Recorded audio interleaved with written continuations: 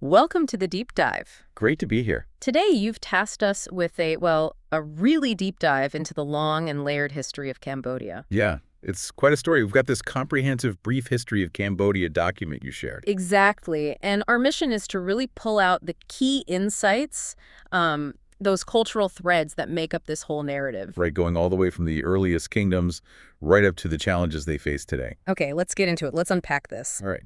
So where do we start? The source points to, around the 7th century CE? Yeah, with that key migration, the Khmer peoples moving down from southern China. Settling along the Mekong River? In what's now the northeast of Cambodia.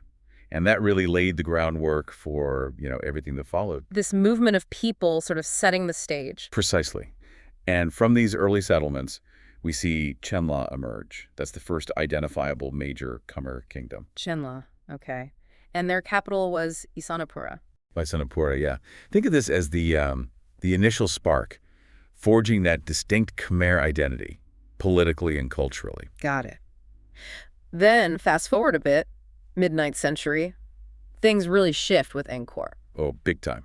King Jayavarman II, a Khmer prince, establishes this powerful new monarchy. And he brings in this concept of the Devraja, the god king. Exactly.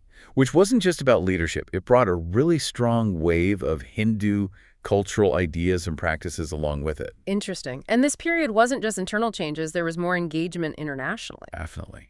That's really significant here.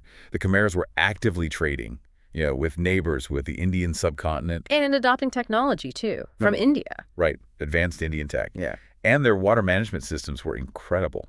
Crucial. Diverting rivers, building reservoirs. Yeah, not just for farming, but vital for supporting these growing settlements and, importantly, the foreign traders who are coming in. So this early innovation, this connection, was really foundational. Absolutely key. And from that foundation, Angkor just blossomed, didn't it, into this incredible civilization. It really did, reaching its peak as a major Buddhist power eventually. Leaving behind these masterpieces, Angkor Wat, Angkor Thom. And the sculpture, the frescoes, even the dance traditions, which were, deeply rooted in Hindu epics originally. It's just hard to wrap your head around the scale of it all. Well, think about Angkor Wat, built by King Suryavarman II, originally a Hindu temple for Vishnu. Right.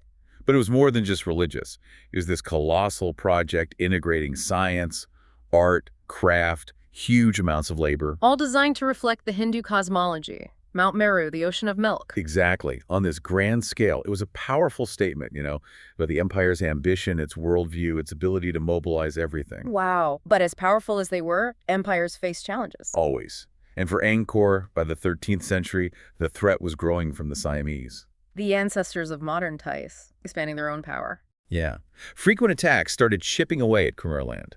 It wasn't just border skirmishes. This was a fundamental shift in regional power. And the impact on the people must have been devastating. Profound consequences. The text describes people being forced into new ways of life, like living in floating villages on Tonal Sap Lake. Or hiding out in the forests of Kampong Tom, which was their breadbasket, right? Exactly. It highlights how disruptive it was to their lives, their farming, everything. Really underscores the importance of that region for survival. Okay, so that's Angkor's peak and the beginning of its decline. But before all that glory, there were earlier civilizations, less documented. Right, the pre-Angkorian period. Our source highlights Angkor Boré down in southern Cambodia as a really key site for archaeologists trying to understand this era. Like piecing together the first chapters. Exactly. And what's fascinating is how the research methods changed over time. Initially, scholars relied heavily on findings from the French colonial period. But later, electronic databases totally changed how they could access and analyze new finds, especially those crucial early inscriptions. Which give you direct insight. Direct insight, yeah. And these newer methods are actually finding more stuff, more sites. They are, in both eastern and western Cambodia. Evidence of these early states, their culture, rituals, even early roads and temples. Like finding the actual foundations Angkor was built on? Pretty much. And the evidence of trade in building materials, stone, bricks at these early sites, that's really revealing. Tells you about their capabilities, their connections. Right. It shows how interconnected these settlements were, even back then. And these finds help scholars trace the movements of the very first Khmer kings before they set up shop in Angkor. It sounds like putting this early history together was a real puzzle. The text mentions those pioneering scholars late 19th, early 20th century. Oh yeah, groundbreaking work. People publishing things like Histoire de l'Indochine and History of the Khmer Empire. They were the pioneers. Must have been tough work back then. Absolutely. Yeah. But accessing their research now can be tricky. A lot of key stuff was in French. The language barrier. Still a factor in historical research sometimes. It's also interesting that this study, Temples in the Forest, specifically on these pre-Angkorian states, apparently didn't get as much attention. Yeah, it suggests there might still be, unexplored corners in this early history. Makes you wonder what else is out there. Definitely. Okay, let's go even further back to the Funan Kingdom. Right, Funan. Our source calls it the earliest known Hindu kingdom in Southeast Asia, located in present-day Cambodia. We're going way back now. And the text suggests the predecessors of the Khmer were Proto-Malay immigrants coming from southern China. Around 1,500 years ago, yeah. Yeah. Settling first in the Mekong Delta. Initially hunters and gatherers. Then slowly developing rice farming, settling down. That classic transition from nomadic life to agrarian societies. And out of that, around AD 0, Funan emerges, absorbing some earlier tribes. That's the picture painted here. The very first chapter, you could say, in the Khmer story. The starting point. And what's really interesting is how much it relied on trade right from the start. Yeah, that's insightful. Local Malay traders bartering things like shells, exotic animals. For food, but also luxury goods. Gold, Chinese silk, crystal. Exactly. It shows how crucial these early international trade networks were for the growth and wealth of these Southeast Asian kingdoms. And the Chinese called Funan Khmer, that's where Cambodia comes from. Apparently so. But the text warns us, that Chinese accounts weren't always spot on. Could be exaggerations. Right. Got to take historical records with a grain of salt sometimes. Bias is always there. Exactly. So while Funan existed roughly 2nd to 6th centuries and was clearly significant, the exact political setup is a bit hazy. Limited evidence. We're piecing it together. We are. The text throws out some ideas, though. Maybe a loose collection of chiefs under a Thai leader. Vulnerable because settlements were scattered. Yeah, and maybe clan lords had too much power, or the ruler was more into luxury than governing effectively. Paints a picture of potential internal weakness. And this weakness, maybe fueled by the wealth coming in from trade, could have caused friction. Seems likely. Competition between courtiers, princes, and debt. Yeah. That probably destabilized things.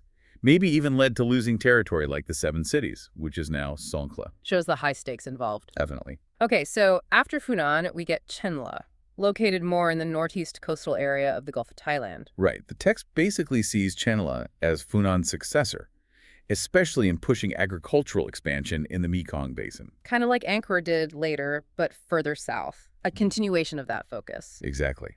And during the Chenla period, this agricultural tech really allowed them to dominate a huge area. Upper Mekong down to the Chao Phraya Basin in Thailand. That's a big reach. It is. But it wasn't all smooth sailing. The text mentions resistance from local hunting and gathering groups in the coastal areas. A clash of lifestyles, basically. Yeah, different ways of using the land. And culturally, Chenla sounds like a real crossroads. China, India, Southeast Asia, all influencing it. Absolutely. Trade picked up, leading to more exchange of goods and technologies. Sure. A period of real cultural mixing. And they started adopting things as status symbols, like exotic goods, Buddhism even. Right. Buddhism started being used as a kind of marker for civilization. Crafting gold jewelry became a noted skill. And adopting Sanskrit was another big one. Seen as a sign of being culturally advanced. Exactly. All signs of growing sophistication, growing connections. It's fascinating how kingship itself became more complex then, and water management becomes even more critical. Absolutely crucial. Bigger projects, canals, rice fields, embankments to support denser populations. Water was everything for farming and trade. So this Chenla period, maybe 150 years after Funan, is the key lead up to Angkor. That's the pre-Angkorian stage, yeah. Though parts of Chenla lingered until the early 10th century. But the whole political map got redrawn by rulers like Mahidarapura and Suryavarman, expanding Khmer territory. Setting the stage for Angkor. And these old Chenla areas got absorbed into the early Angkor state. Yeah, and what's interesting is how Angkor drew on both the existing water systems and those Indian status symbols to define itself as civilized. It even encompassed the powerful Srivijaya kingdom, a real synthesis. A mix of local and foreign. Right. And the text wraps up by highlighting the admin structure Suryavarman I and his successors set up: central government, capital city, big temple at the heart of kingship. That became the standard model. But Makan, The standard. representing the whole idea of a unified nation, kingdom, polity. That organization was key for Angkor's later success. Okay, now we're really getting to the peak, the Angkor Empire. Yeah. Our source says it was kind of reignited in the 7th century CE by Jayavarman II, reviving an older kingdom. Yeah, the Khmer kingdom, Right. like a second founding. And then rulers after him, Cambodia, Indravarman I, Suryavarman I, through the 9th to 11th centuries, they really built it up. Consolidated power. A period of solid growth. Definitely. And the big move came in the late 9th century, right? Yeah. Shifting the capital from Rolos to Yasodetapura. Angkor. That was pivotal. Not just moving location, but kicking off this incredible era of expansion and massive engineering projects. The Golden Age begins. And initially, the architecture was heavily Hindu, reflecting that earlier influence. Exactly. But by the 12th century, Buddhism had really taken over as the main religious force. You can see that shift clearly in the temple styles and who they were dedicated to. She was a dynamic religious scene. Very much so. The empire really peaked under Suryavarman II. He built Angkor Wat, right? Yeah. And then Jayavarman VII later on. Those were the giants. So Suryavarman II in the 12th century, Jayavarman VII, late 12th, early 13th, they expanded the empire significantly. Empire builders. And Angkor itself was massive then, maybe 1 million people? That's the estimate. One of the world's biggest cities at the time. And remarkably, it seems like Buddhist, animist, and Hindu beliefs coexisted to some degree, relatively tolerant for its time. It wasn't just political and religious, though. It was a huge trade hub. Vital. Connecting the East Beret Reservoir to the Maritime Silk Road really boosted trade between South India and China. Huge economic advantage. A key node in global trade back then. Absolutely. And the source really stresses the high level of civilization. They reached their own written language, that complex water system, and actually building the Angkor temples, hallmarks of a very advanced society. But yeah, that golden age couldn't last forever. 13th century, the Siamese pressure starts mounting. Increasingly, they were expanding westward. This led to building defensive walls around Angkor, and eventually they even moved the capital south to Longvek, signs of a weakening core. And it wasn't just the Siamese. More territory lost to Vietnam. Attacks from China. Yeah, the pressure kept coming. From Vietnam in the east, China from the north, gradually eroding their dominant position, squeezed on multiple fronts. And the final blow to the Angkor Empire came when 1431. That's the date given for the major Siamese attack that led to the fall of Angkor. A huge turning point, the end of that era. And after that, Cambodia became much more vulnerable to its neighbors, Thailand and Vietnam. Increasingly subject to their political and military meddling, yeah. Lost sovereignty, ability to control its own destiny.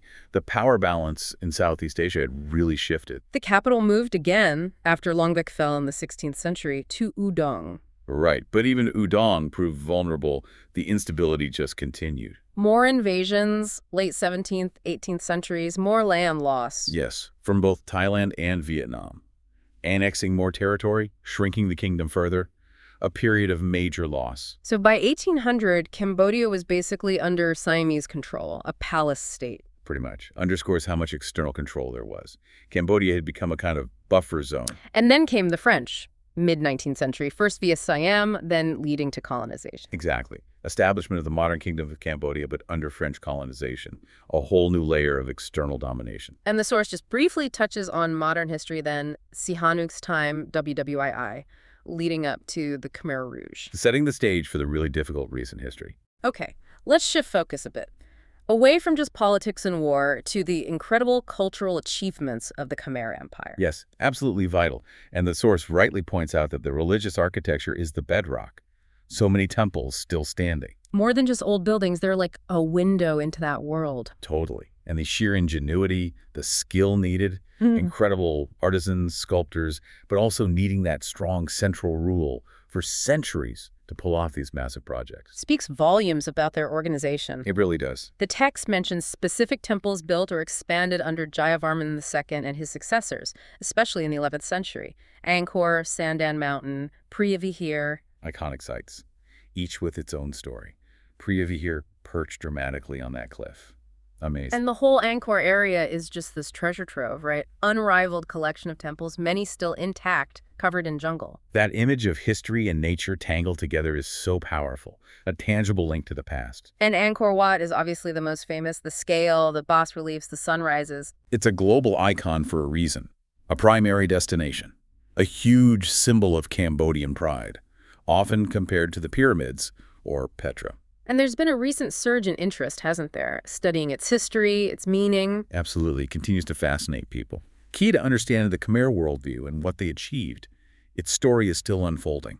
Interestingly, while the temples got so much attention, the source says Khmer sculpture hasn't been studied as closely until recently. Yeah, it mentions challenges even in just defining and categorizing all the fragments they find, like putting together a massive, shattered puzzle. And Khmer sculpture covers a lot, right? Yeah. Not just big statues. Everything crafted during the empire, basically. Yeah. Bronze plates, stone Buddhas, symbolic lingas, a huge range of artistic output in different materials. Okay, let's dive deeper into the architecture, art, and religion.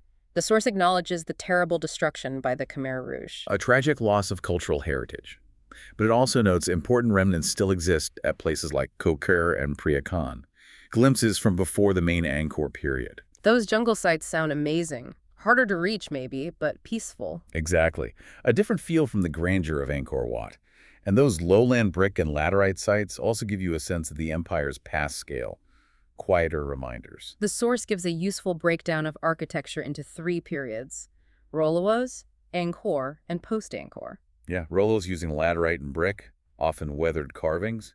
Angkor with the famous stone-carved temples, intricate work. And post-Angkor using brick and wood, often better preserved and tied to modern Khmer identity.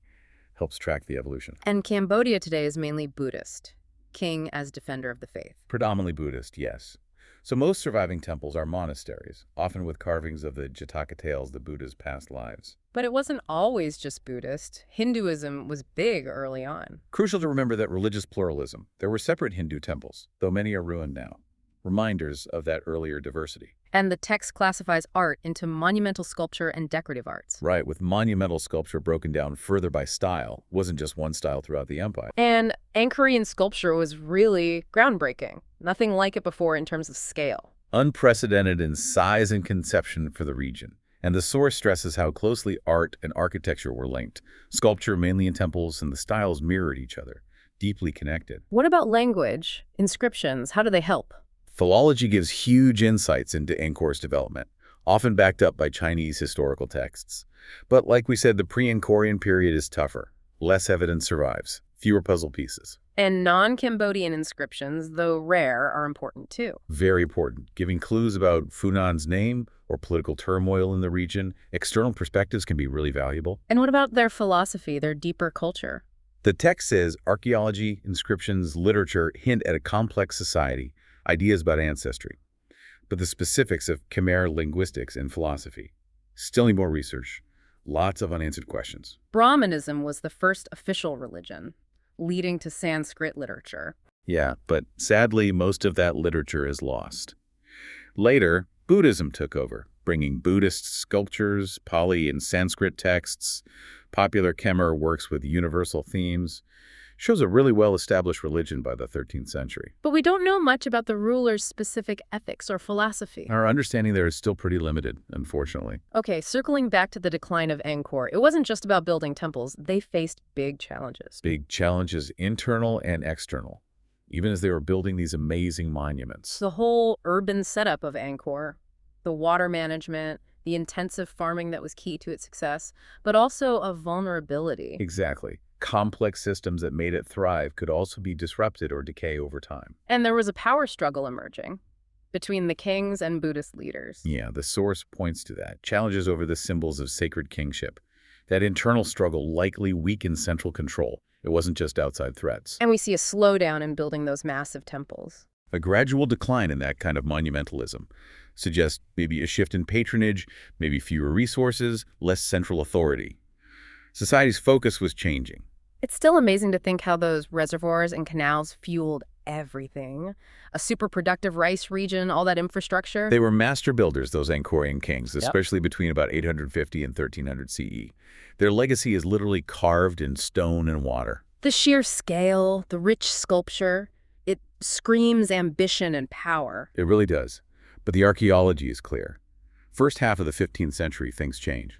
Not a sudden collapse, but a definite decline sets in. The big temples stopped being maintained, repaired, modified. Exactly. Starting in the north and east of Angkor. Temples slowly being swallowed by the jungle. Nature reclaiming what humans built. Okay, let's jump way forward now to the colonial era. The French arrive in 1863. Right. And the source says they initially gained influence by kind of leveraging the existing government structure under King Norodom, not an immediate takeover. Their first focus wasn't total political control, more about taxes and customs. Seems so, initially. Managing revenues, stationing a few officers at the palace. Their early goals were largely economic. But they did invest in educating the Cambodian elite. They did. But as the 19th century wore on, resentment started building. Anti-French feelings grew, partly over French irreligion, partly over historical claims against the Khmer kings. Discontent was simmering. And that led to an uprising, 1906, led by a princess. Princess Singirwang, yeah. Yeah. The first big mass revolt.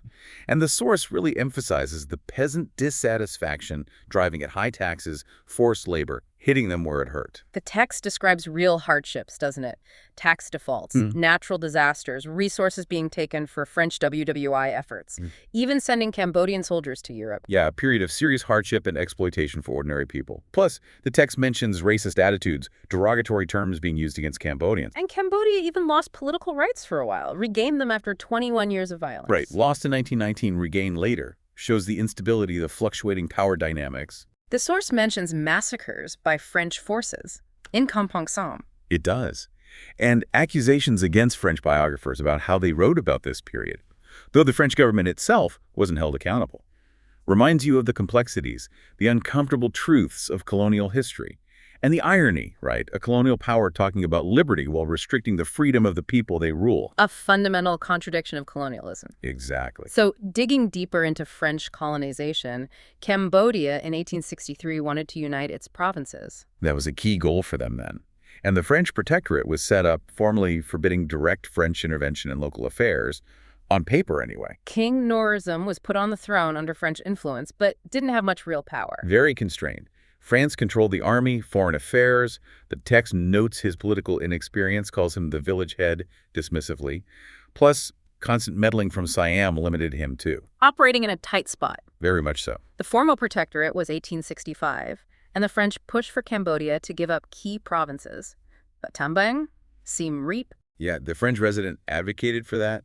And ultimately, because Cambodia was militarily weak, Norodom reluctantly agreed in 1907. Pragmatic but painful decision. But despite losing land and sovereignty, the French did build some infrastructure. Railways, hospitals, schools. Some investment, yes. The Phnom Penh Kampong Som Railway, hospitals, schools for the elite, a new palace. Some public health improvements too, tangible changes. Roads connecting Phnom Penh to the provinces, bridges. Improving access, trade. But, and this is a crucial point, the source makes no comprehensive education system for everyone. That really limited long-term development. And all these factors, the good and the bad, fueled the nationalist movement in the late 1940s. Exactly. Even with a National Assembly and Cabinet in 1946, real independence felt far off. The desire for self-rule was growing strong. Did King Norodom initially hope for collaboration, believing France would help them develop? Seems so at first. But the source suggests the French were mostly playing politics, exploiting internal dynamics for their own benefit. Not a real partnership. The text also mentions drafting Cambodian youth twice, impacting the nation. A significant drain. And the development that did happen seemed pretty superficial, benefiting elites, mirroring French culture and entertainment. Didn't reach most people. So the source is pretty critical, saying corruption and lack of real education undermined any unifying potential of civilization. A strong indictment of the actual impact of that era, yeah. Okay, what about the lasting impact on society?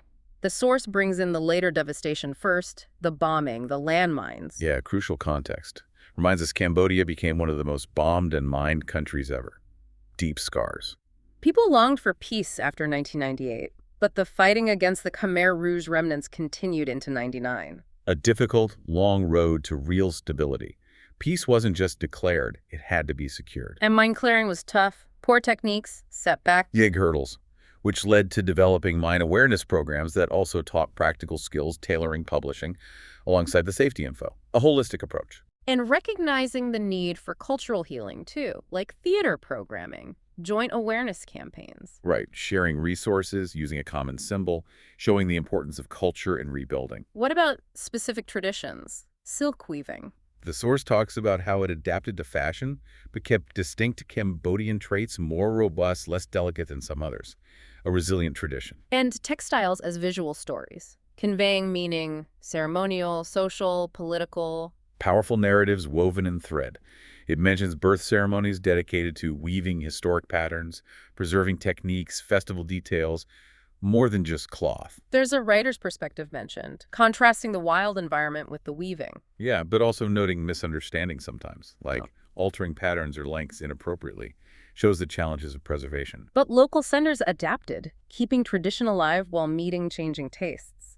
That dynamic interplay between tradition and modernity, preserving and innovating. Okay, let's shift to World War II. Japanese occupation of French Indochina. A region caught in the middle of global events, both reacting to and influencing the war. And the French were clearly weaker than Japan in 1941. Demonstrably so. When Japan took political and military control in 41-42, it immediately impacted Cambodia's provinces, changed the power dynamic completely. And the occupation was indirect at first. Japan got permission to move troops through Thailand into Indochina. Yeah, using the excuse of pursuing Chinese resistance. A strategic move, bypassing a direct fight with the French initially. And the Vichy French authorities didn't resist much. Minimal resistance. So thousands of Japanese soldiers entered Cambodia, stationed strategically, effectively surrounding the country, making a French return much harder later. Long-term thinking by the Japanese. And they weakened French intelligence, forced them back to provincial capitals. Deliberately blinding the French authorities, made it almost impossible to monitor Japanese operations or intentions. The whole war situation made the French vulnerable. Very. And while Indo-Chinese leaders might have preferred Japanese troops only target Chinese forces, that view was ignored. Japan had its own plans. The source describes an atmosphere of panic, secrecy. French officials kept in the dark. Yeah, widespread uncertainty, limited information leading to futile investigations, guesswork, a climate of fear and confusion. Okay, jumping ahead again to post-war Cambodia. The U.S. Army arrives in 1970, triggering more upheaval. Big time. Sihanouk ousted, Lon Nol consolidating power, a major shift in internal politics. And the infighting among Lon Nol's opponents helped the Khmer Rouge gain ground. Created an opening for them, yeah. By By 73, Lon Nol was heavily reliant on U.S. air power just to hold Phnom Penh. Shows how strong the Khmer Rouge insurgency was becoming. And the early 70s saw the first major bombings in Cambodia. Tragically, yes. Yeah. Aerial bombing, mainly in the Central Highlands, becoming more indiscriminate, devastating for civilians, a terrible new dimension to the war. Then the U.S. withdrawal in 73 created a vacuum. A power vacuum the Khmer Rouge exploited rapidly, leading to their capture of Phnom Penh and the start of that incredibly dark chapter. The withdrawal inadvertently paved the way. The Khmer Rouge government was unwelcome, known for internal purges. And violence, yeah. The U.S. was also secretly mining the coastline then, trying to hit the Khmer Rouge Navy, a hidden conflict within the conflict. And huge numbers tried to flee by sea, but many were turned back. Over 250,000. A desperate attempt to escape, but intercepted by Thai and U.S. warships. Limited options for refuge. Under Pol Pot, imprisonment, torture like at Tuol Sleng, executions. Horrific. Around 2 million Cambodians died. Violence, starvation, disease. Out of maybe 8 million total. Genocide on a staggering scale. The regime finally fell in January 79. Yes, leading to the People's Republic of Kampuchea under Heng Samrin. But a rival government in exile, Democratic Kampuchea, was also formed, prolonging the instability.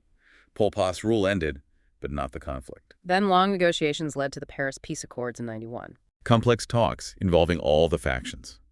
And under those accords, the UN organized elections in 93. But those elections were troubled. Violence, fraud allegations. Marred by significant problems, yes.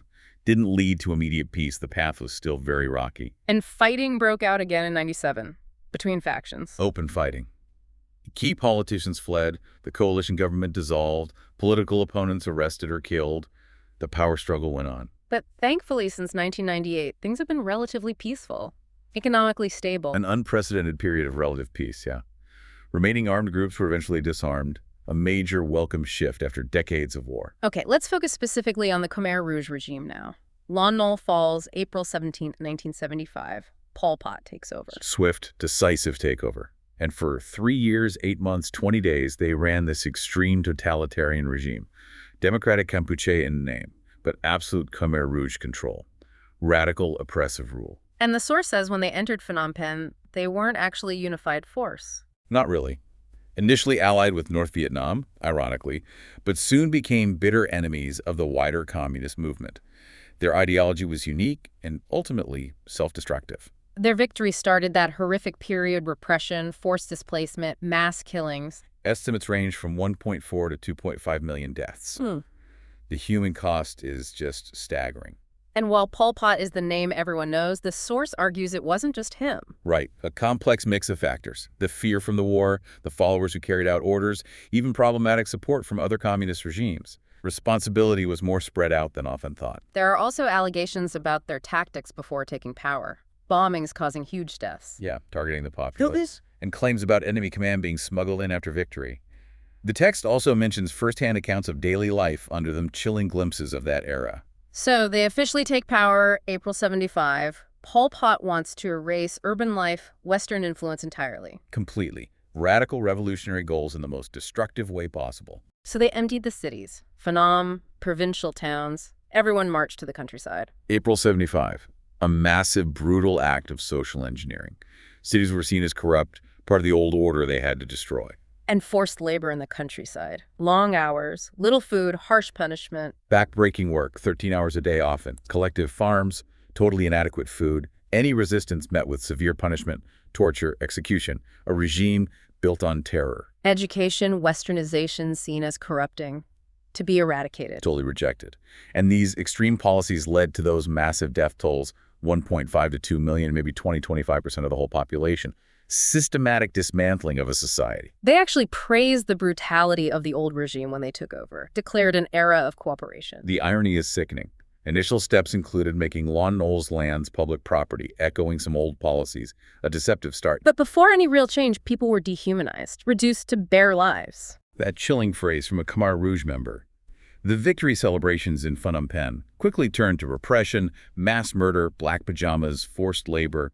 The mask fell off fast. And violence was already bad in the countryside before Phnom Penh fell. Escalating due to falling rice prices, unrest. Mass arrests, killings were already happening. The source calls the whole thing a large-scale systematic genocide. The intent was horrifyingly clear. And the targeted killing of ethnic minorities, Chem Muslims, Vietnamese, around 90% of non-Khmer groups between April 75 and January 79. And total death estimates, including the wider period, go as high as 3 million. Almost incomprehensible loss. And the evidence is overwhelming, right? Documents, archives, testimonies. Tragically, yes. The killing fields, mass graves, prisons like S21, forced labor, forced marriage, banning religion, targeting minorities. It all points to a horrifyingly clear intention. Not random violence, a calculated campaign. Cultural genocide, too. Suppressing Buddhism and Islam while weirdly letting some ancient Khmer practices continue. Yeah, strange manipulation. And the goal of all this horror. To build their utopian Angkor society on a foundation of unbelievable suffering. And the effects are still felt today. Limited acknowledgement, research, survivors wanting to forget. Understandably. Plus Vietnam's initial silence, international indifference, incomplete investigations of mass graves. The scars are raw, the full truth still emerging. Their rule was just the most extreme attempt at social transformation. In modern history, arguably yes. A total commitment to remaking society through brutal social engineering. Revolution taken to its terrifying extreme. Centered on creating a purely agrarian society. Exactly, which meant that forced transfer of Phnom Penh's 2.5 million people, dismantling their lives, homes, city infrastructure. Cities were the enemy in their view. Their goal was this utopia, an earthbound paradise, free from exploitation, suffering, envy, conflict, believing urban life caused all that. That was the radical vision, pure in its ideology, devastating in its execution. And emptying Phnom Penh was a key symbolic step, obliterating the old, corrupt society. Essential in their eyes. A symbolic and brutal cleansing to make way for their agrarian utopia. And they talked about it in these grand cosmic terms, new eras, timeless peace. Yeah, rhetoric completely detached from the horrific reality they were creating on the ground. Proclaiming year zero on the day Phnom Penh was evacuated. A total break with the past. Starting fresh, focusing only on spatial reorganization, rejecting cities, industry, symbolic erasure of history itself. And the result of trying to build this utopia was horror, one of the worst genocides of the 20th century. Extreme violence, unimaginable suffering. April 75 to January 79. The human cost was immense. Okay, shifting now to rebuilding Cambodia after all that. Immense challenges. Deeply scarred, reeling from war, genocide, proxy conflicts, plus huge environmental and social problems. The scale of devastation was just massive. Deforestation, land issues, HIVs, weak education, lack of infrastructure, corruption. Multifaceted, deep-rooted problems. Yeah. And resistance to real systemic reform. And not much effective international technical help at first. Need to build local capacity. Exactly. Urgent need for domestic human resources. Less reliance on short-term foreign experts. Sustainable solutions were key. The source critiques some of the international aid, too. Policy papers not implemented, benefiting only a few. Yeah, and funding for local projects getting stuck in bureaucracy. Aid wasn't always hitting the mark. And landlessness shifted from rural to urban, lack of credit for the poor. Right, and early policies to fix it, like cash transfers, often lacked follow-up, didn't address root causes. Unsustainable housing allocation, not enough focus on jobs. Exactly. Plus, the 1997 coup was a major setback for recovery and democracy. More instability. But negotiations did happen, involving various factions. Yes, Salud, Pol Pot remnants, lowland Khmer Rouge tribes were at the table. Some progress made, but the source stresses a lot still needs to be done. It's a marathon, not a sprint, for full recovery. After 1998, though, significant international aid did come in. U.S., UN, France, Japan. Substantial aid, yeah. Mainly to support the Paris Peace Agreement, restore peace and stability. International help was crucial. And UNTAC, the UN Transitional Authority, played a big role. Huge mission. Big international presence, military observers, mandated to implement the peace deal, set up democracy, organize elections. Ambitious. Those 93 elections were a big step, but the results weren't universally accepted. Hindered immediate peace. Yeah, didn't meet everyone's expectations. Complex outcome. The source also mentions that challenge in new democracies extreme nationalism, potentially restricting minority rights. A recurring concern in post-conflict situations, Yeah. Can impede real democratic consolidation. Post-98 saw more press freedom, but also security concerns leading to violence against journalists. A delicate balance. Exactly. And desires among some to expel assertive immigrants. Freedom versus security remain tricky. The government laid out ambitious development goals, 11 of them. Comprehensive list. Literacy, health, jobs, rural development, tourism, tech, resources, health insurance, market economy, industrialization, food security, infrastructure. Ambitious for a nation recovering from so much. But needing a clear strategy to achieve them. Policies, targets, resources, monitoring. Absolutely. A well-defined roadmap is essential for that kind of development. And understanding the economy first is key. Pre-war conditions, post-war damage, recovery, remaining issues. Fundamental. You need a deep understanding of the current state to plan effectively for the future. Okay, modern Cambodia, Southeast Asian kingdom, the geography, Tonle Sap Lake's unique flow with the Mekong. Historically fertile land for rice. Yeah. Central to Cambodian life. But agriculture devastated by those decades of war. Huge impact. Yet rice farming still profoundly influences daily life, culture, deeply ingrained. And the Khmer Rouge's radical aims hit traditional culture hard too. Temples, theater, dance, textiles, silk weaving. A deliberate assault on cultural heritage. Silk weaving, which thrived in Angkor, tied to ceremonies, rites. Its loss disrupted cultural identity, rural life. But the source sees potential in reviving traditional textiles for women's development, rural rehabilitation. Yeah, a way to reconnect with the past, rebuild the future. Politically today, multi-party parliamentary constitutional monarchy. King as head of state, PM head of government. Bicameral parliament, CPP, currently the ruling party. The source gives details on the current monarch. The political setup has evolved a lot. And royal politics has been complex, turbulent. Shifts from Khmer kings to French protectorate, Sihanouk's role in independence, then coups, war. Far from static. Sihanouk's story alone shows the ups and downs, the complexities. The Khmer Rouge abolished the monarchy completely. Saw it as a symbol of the old order. But interestingly, the UN still recognized the exiled government, including royalty, during that time. International politics is complex, And the Vietnamese installed government in '79 wasn't recognized by the UN for a long time. reflecting the geopolitical tensions of the Cold War era. Legitimacy was contested. Socially, still dealing with the impact of human rights violations since '75, NGOs playing a crucial role. Their involvement in reconstruction since the 90s has been vital in preventing a complete failed state. Essential work. But big social challenges remain. Generation gap, Pol Pot trauma versus younger generation, new issues for youth like drugs, HIV. Yeah, plus tragically normalized domestic violence after decades of war, lack of trust, more disability, single-parent families. The social fabric is deeply frayed. But there's a cultural revival too. Traditions continuing, ceremonies, festivals, temple building even now. The cultural spirit endures. Ancestor remembrance, Buddhist and Hindu festivals, and yes, remarkably, still building temples centuries after Angkor. And Angkor itself still captivates foreign visitors, and French colonial culture left its mark. Decline of some traditional arts, adoption of French schooling, lifestyle by some, a lasting imprint, yeah. Finally, current challenges. Still one of the most landmine UXO-affected countries. Huge problem. Estimated 644 square kilometers still contaminated, mainly near the Thai border. UXO from the Vietnam War, too. A dangerous legacy. Casualties down since '99, but rising concern about kids. Yeah, kids accounted for maybe 30% by 2000. Awareness education works well with children, but many adults are still unaware of the risks. Who does the demining? Villagers, official bodies, NGOs. Primarily villagers, the Cambodian Mine Action Center, CMS, some military, various NGOs. A lot of land cleared, like 155 square kilometers in '99, but still a massive task. And lingering effects of past conflicts, even without major guerrilla groups. Need for better institutions. Right. Building a well-trained, effective civil service is hampered by lack of resources, corruption. Strong institutions are crucial for long-term stability. So looking ahead, potential for continued recognition as a World Cultural Heritage Site. Definitely. And the post-98 stability allows civil society to better protect that heritage, often with international support giving them more independence. Future promise there. But NGOs raise concerns. Foreign investment impact, globalization, corruption. Legitimate worries. Need careful attention to ensure development is sustainable and doesn't harm heritage or resources. But the source is optimistic. Potential for a stronger democracy, capable of protecting tangible and intangible heritage. An optimistic outlook, yeah. Monuments, inscriptions, but also traditions, ceremonies, dance, music.